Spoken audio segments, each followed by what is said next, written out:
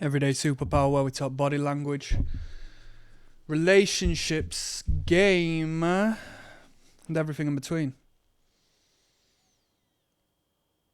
Foundational principles of being the man she wants to be with. Whether you are with her or whether you are without her, you will become the man she wants to be with, given you show leadership qualities that you show leadership, period. That you lead her, that you lead other men, right? Real talk, real game. She wants the leader, she don't want the follower. She wants the creator, she does not want the consumer. She wants the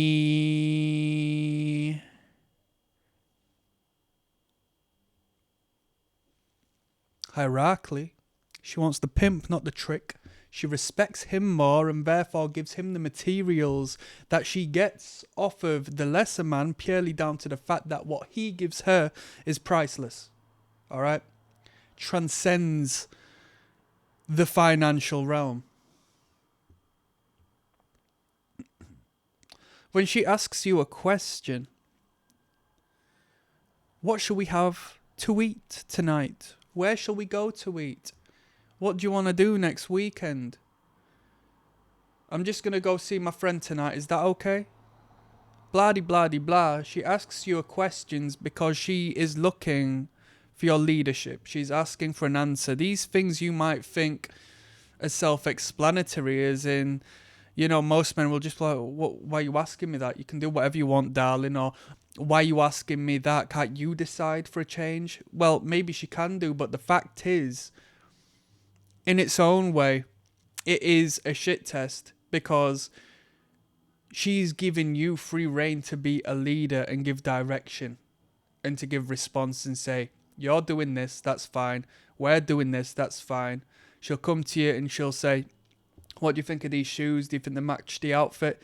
And then some soft ass will say, disregard of what he actually thinks, he'll say, yeah, darling, of course, out of fear of potentially hurting his partner's feelings or giving some degree of friction in their communication. But truth be told is the moment you say, yeah, they look good, but I think you look better in the other boots because I think that'd match the outfit a little bit better. When you give some honesty, when you give some truth, when you give some direction, and when she starts to dress the way you want her to present herself and she feels good about that, she feels confident about that, it all plays in this perfect relationship between man and woman and creates a dynamic as to where she doesn't want to lead you because you are the leader and she will be lost without the leader, and until another man comes along who shows better leadership capabilities than you, i.e. your boss. That is why you don't introduce your missus to your boss in the workplace. That's why you don't want a boss.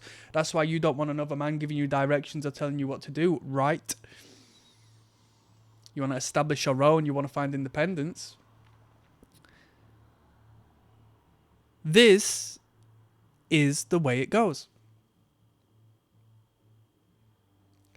Start a YouTube channel. You've got 5 subscribers, right? You're the leader of men. 5 people are listening to you, paying attention to your words. And the thing is, whether they are laughing at you or not, that's not the point. The fact is that you are garnering the attention and you are essentially being the focal point as to where this small community of men, congregate. That's the leadership she's into, right? Look at some of the more controversial people in the world, whether they be politicians or celebrities or artists of whichever kind. Women are attracted to these men because they garner attention. And how can you garner attention if you are not in some way a leader? You need to lead others for them to be led to your light, right? Like flies to you, right? I'm putting on good game here.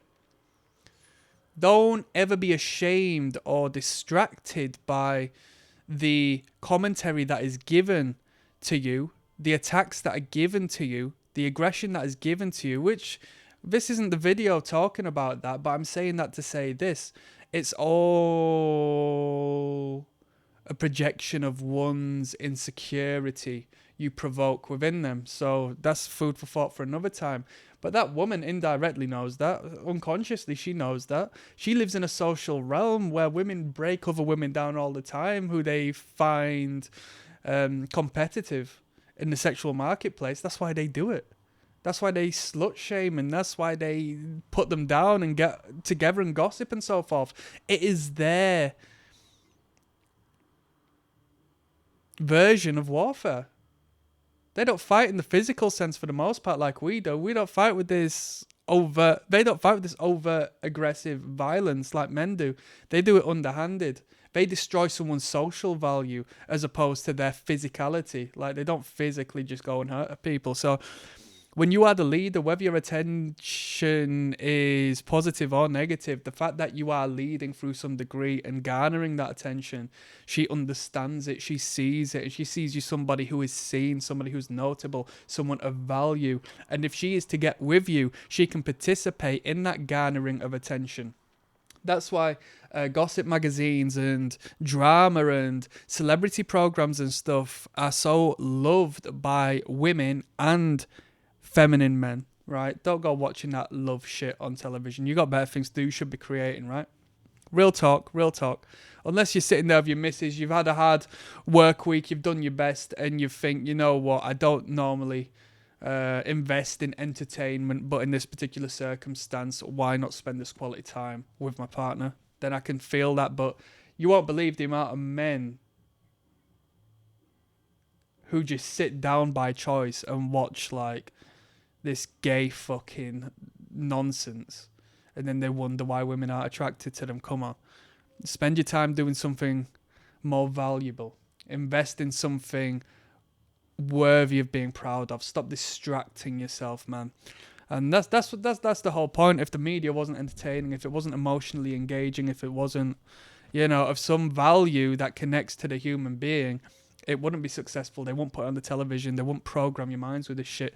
Turn it off. Turn your phone off. Get to work, right? That's all I'm going to say. But the woman wants a leader. The woman wants the supervisor. The woman wants the manager. The woman wants the CEO, as opposed to their subordinate counterparts, right? It's hard to compete with someone who exists in a hierarchical space above you in the realm of that woman's eyes, generally speaking, unless you are, really surpassing them through various other means, because it's more than a one-dimensional, thing. The way the woman looks at a man, it's more than one-dimensional. It's 20,000 million dimensional, and that's why the whole black pill stuff and the whole aesthetic thing and how you look and how you smell and all this and that. Generally speaking, that's just 1 in 100 million things. Like, you don't need to care about everything, because you will soon realize that if you excel at what you were born to do and what traits you've been given, whether it be mental or physical, and excel and hyper accentuate that, not in a overcompensatory way, but like actually highlight your strengths and work with that and know who you are and find your identity and excel in your identity. The other shit doesn't matter. Don't matter if you're 5'1", mate, honestly. So she wants a leader. She wants the person who's come first in the race. She doesn't want the person who's come second or the third. They are non-existent to her. If her boyfriend was running that race, or let's say, for example, in the gym, if both of you go to the gym and her boyfriend bench presses 100 kilograms and she's impressed by that, right? She's really impressed by that. Wow, 100 kilograms. Wow, how many times could you bench press me? And then you come along and you can bench press 120, 130, 140 upwards. She was amazed by her boyfriend, and now she's met somebody who was only pushed that boundary further into a realm and space she didn't think was possible. You have taken lead within them numerics above and beyond her boyfriend. Now, you can't be great and excel in everything. That's the thing. So it's not about lying, but it's about, you don't need to discuss and talk about your shortcomings unless it is with complete and true confidence, because, hey, that's the point. That's the shit test, yeah? Or do you still live at home with your parents? Yeah, I do. I'm not insecure about it. I mean, I'm not speaking personally, but I'm speaking of a shit test I've had in the past when I first started dating on a serious basis.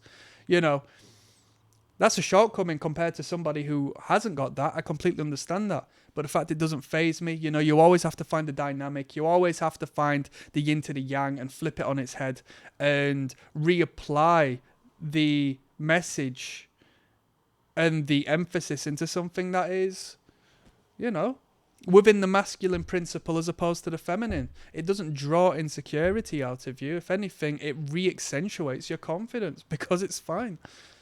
Do you know what I mean? Come on.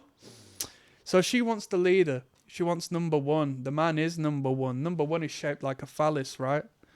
Am I wrong? Number two, right? Eve to Adam.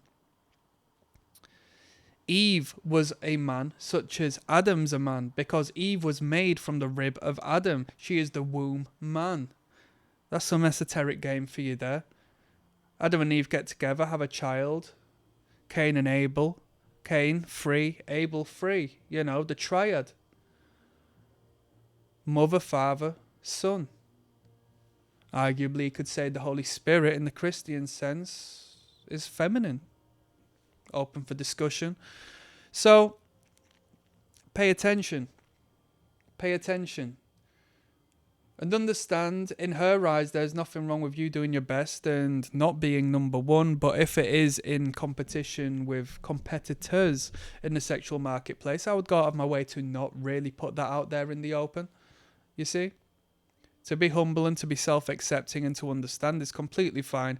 But there does come a realm where you have to know what you should kind of withhold, because it will devalue you in her eyes. But that's only really going to matter if you're like in this balancing act as to her finding you attractive or not. Like if you are genuinely a man of value, the fact that you slip and slide and make mistakes and fail and don't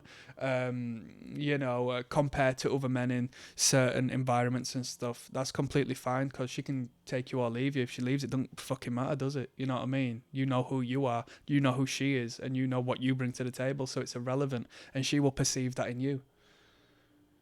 That's the leadership quality she desires. If it's a matter of, oh, you can't leave me because I am submitting to you and I'm pedestalizing you and I am putting myself beneath you, you are the one in my life. Do you know when people say, I found the one? What do you mean you found the one? You are the one. She is the two.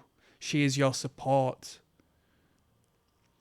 That's some game. Click like and subscribe as always, people. Peace.